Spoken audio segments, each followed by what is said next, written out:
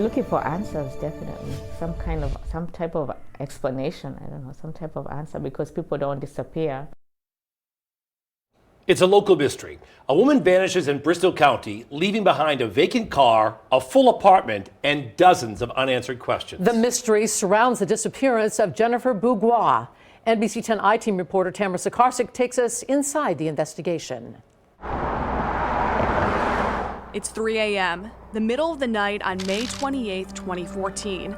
A 911 call comes into North Attleboro Police. 911, what's the emergency, please? On the other line, a manager at the Shell station on South Washington Street. A gray Toyota Camry appears to have been abandoned near the back dumpster. The car was like in the middle of the path to go to the car wash, so it was blocking the way. It was somewhat off to the side, near the rear of the building. It was not in a traditional parking spot. It was kind of just slanted a little bit. There was a sandal that was located along with a pair of keys near the vehicle. The car belonged to 31-year-old Jennifer Mbugua Fall River, but she was nowhere to be found. It's not common to have somebody just disappear and vanish. But when Jennifer went missing, almost no trace was left behind.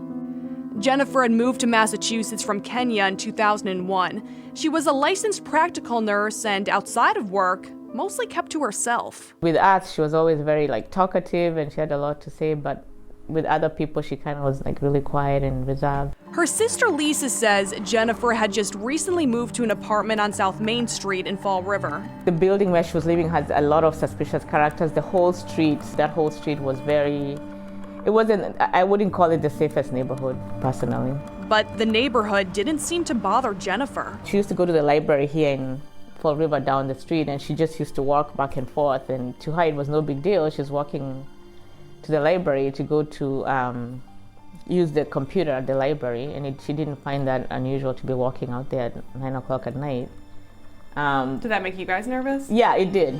As far as Lisa knew, Jennifer had no enemies, no boyfriends, no one who have wanted to hurt her. I took over the case in 2018. Fall River Police Detective Louis Vertentes is now the lead investigator on the case. I'm looking at this case from a modern policing point of view. Using new technology to review old evidence, fingerprints from the car, cell phone records, and witness statements. It's a very frustrating case because you have her seen here in Fall River, and then her vehicle is located in North Attleboro, and there's really not much else. Hours before Jennifer vanished, a neighbor saw her shuffling through papers in her car in Fall River. Several hours later, after midnight, the Toyota is spotted again, pulling into the Shell station. A street camera that captured the car coming in, but you can't see who's in it. What happens next is anyone's guess. There was a camera right at the dumpster, but it wasn't working. Do you think somebody could have abducted her? I think that's a possibility.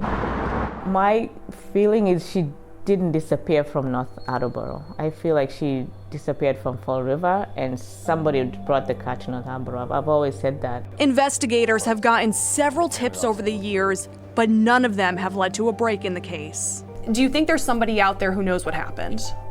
I believe so. It's a very frustrating situation to be involved in, and I'm just trying to find Jennifer to bring her back to her family. A hope shared by Jennifer's family.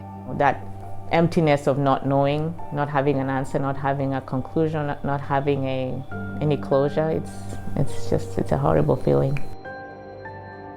Jennifer is one of the missing persons cases now being looked into by the Bristol County District Attorney's Office. If you have any information on this case, contact State Police Lieutenant Anne Marie Robertson at 508-961-1918. For the NBC 10 I team, I'm Tamara Sakarsik.